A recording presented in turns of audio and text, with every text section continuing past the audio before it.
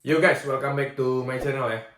Jadi menjelang pertandingan Indonesia melawan Jepang di kualifikasi Piala Dunia ronde ketiga ya, yang akan digelar di Stadion Utama Gelora Bung Karno itu.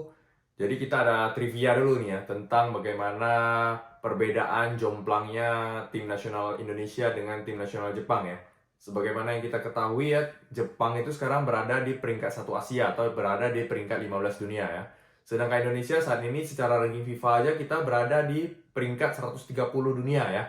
Dan perbedaan gap antara peringkat Indonesia dan Jepang ini juga terasa di nilai pasar daripada pemain itu sendiri ya. Untuk nilai pasar Indonesia itu juga terasa berbedaan hampir 10 kali lipat ya. Dimana Indonesia itu nilai pasarnya saat ini itu 547 miliar ya secara satu tim daripada pemain-pemainnya. Itu termasuk sudah masuknya beberapa pemain dari Eropa ya, termasuk nama Kevin Dix di dalamnya ya.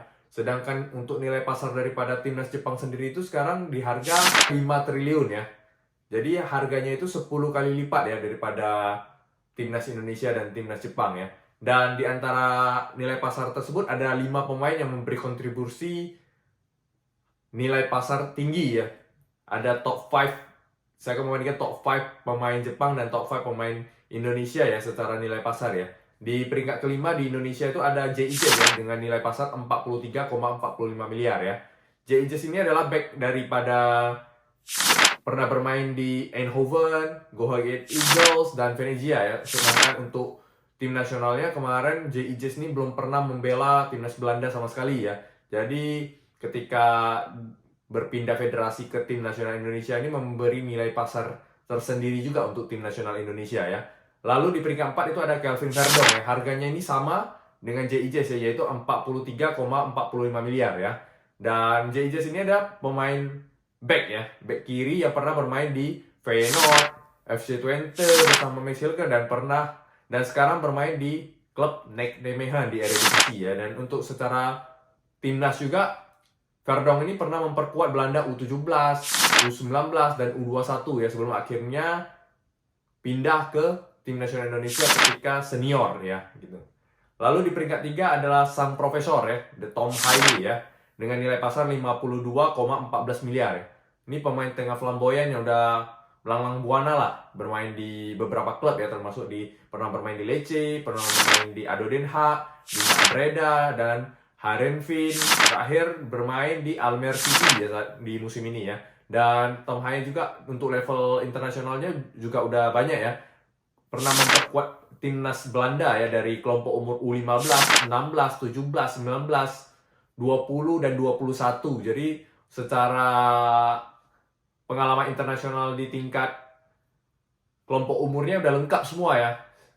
Sampai menjadi senior dan dewasa akhirnya memilih pindah ke tim nasional Indonesia ya. Jadi lalu di peringkat 2 ada Kevin Dix ya, pemain yang baru saja pindah ke federasi menjadi warga negara Indonesia ini menduduki peringkat kedua termahal ya di tim nasional Indonesia ya dengan 69,53 miliar. Nah, pemain ini adalah back yang pernah bermain di VTC, di Fiorentina juga pernah ya di Italia, lalu terakhir di Copenhagen ya, bagaimana dia bermain dengan sangat apik di Copenhagen, pernah bermain di Champions League, di Europa League juga pengalamannya udah komplit lah.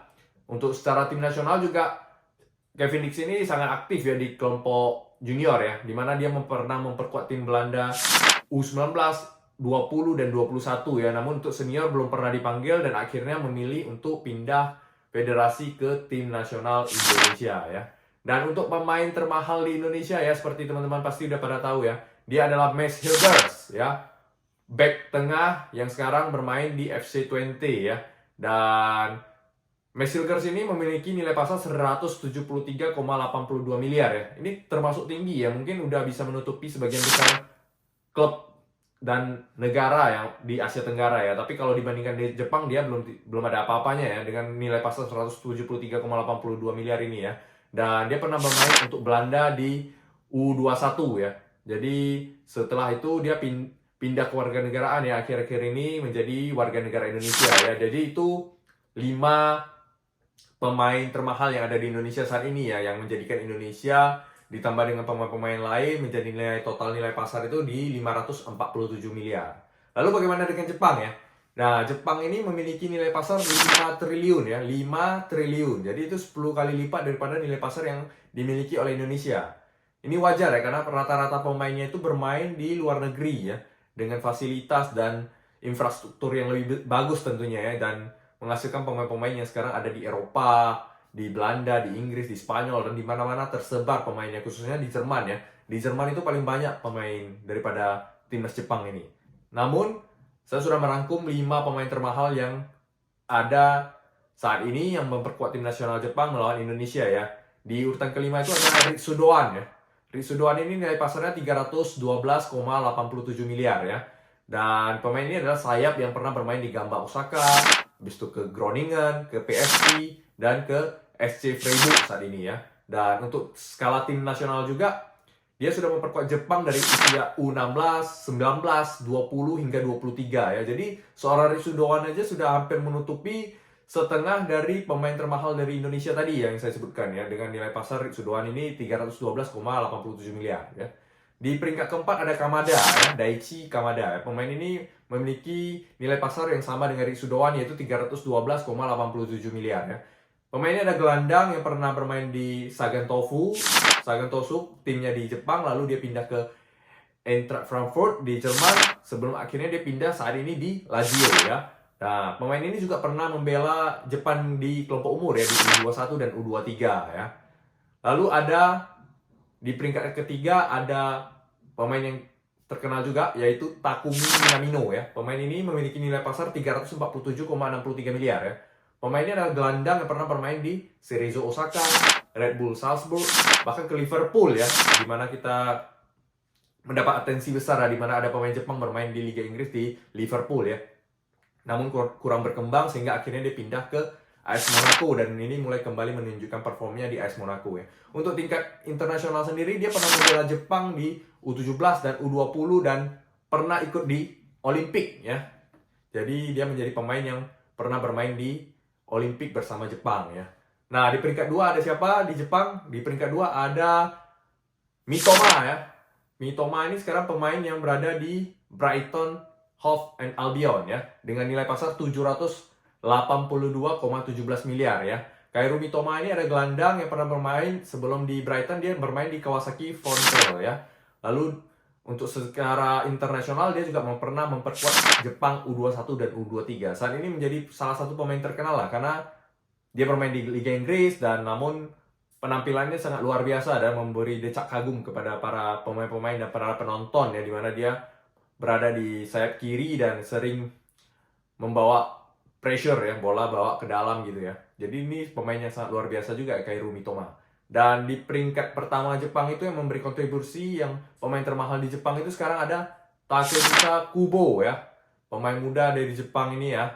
Pernah bermain di FC Tokyo, pernah bermain di Real Madrid juga ya. Ketika itu bagaimana menghebohkan dunia persepak bolaan di mana seorang pemain muda ya digait oleh Real Madrid dan dia adalah Takehisa Kubo ya. Namun akhirnya setelah dipinjamkan ke Getafe dan lain-lain, akhirnya dia dijual ke Real Sociedad dan di Real Sociedad musim ini dia perform ya. Bagaimana dia kemarin juga menjadi man of the match ketika timnya Real Sociedad bertemu Barcelona ya. Jadi ini luar biasa bagaimana seorang pemain muda dari Jepang bisa menjadi man of the match ketika pertandingan antara Real Sociedad melawan Barcelona ya. Dan untuk secara internasionalnya dia juga sudah komplit ya, di mana dia pernah memperkuat Jepang U15, 16, 17, 19 dan 20 ya. Jadi ini adalah pemain yang didikannya yang sudah bagus ya, dari muda itu sudah nampak di step by step dari grassroots nampak nih pembinaan dari Jepang, di mana para pemain juga yang muncul saat ini di tim senior itu berasal dari pembinaan di grassroots di usia muda ya, dari kelompok umur 15, 16, 17 dan bukan ujuk-ujuk langsung muncul di senior ya. Ini nampak bagaimana pembinaan itu perlu untuk dalam dunia sepak bola ya. Jadi itu tadi ya perbedaan antara tim nasional Indonesia melawan tim nasional Jepang ya dari segi nilai pasar ya, dimana Jepang unggul 10 kali lipat melawan tim nasional Indonesia yang sekarang ini diperkuat banyak pemain Eropa ya, dimana Jepang dengan 5 triliun dan Indonesia dengan 547 miliar ya. Jadi itu sekian trivia tentang nilai pasar kedua tim sebelum pertandingan pada tanggal 15 November mendatang ya di Stadion Utama Gelora Bung Karno ya. Semoga pada pertandingan itu kita bisa menang dan mengalahkan raksasa ya. Ini bagai ibaratnya ini David versus Goliath ya. Kita ini adalah David melawan Goliath yang sangat luar biasa ya. Semoga Indonesia bukan mustahil kita bisa mengalahkan mereka dan membalikan prediksi di luaran sana bahwasanya Indonesia tidak bisa menang ya. Oke, sekian video kali ini. Terima kasih sudah menyaksikan dan terima kasih yang udah like. Terima kasih dan ciao.